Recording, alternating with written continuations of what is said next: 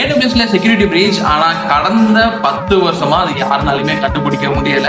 But இப்போ ரீசெண்டா கண்டுபிடிச்சிருக்காங்க. அது என்ன செக்யூரிட்டி பிரீச் அப்படின்னு தெரிஞ்சதுக்கு முன்னாடி நம்ம பேஜை ஒரு ஃபாலோ பண்ணிக்கோங்க. ஸோ அது என்ன செக்யூரிட்டி பிரீச்னா AWS S3ல நீங்க வந்து புட் ஆப்ஜெக்ட் கெட் ஆப்ஜெக்ட் பண்ணும்போது என்னன்னா உங்களுக்கு வந்து என்னன்னா சார்ஜ் பண்ணுவாங்க AWSல இருந்து.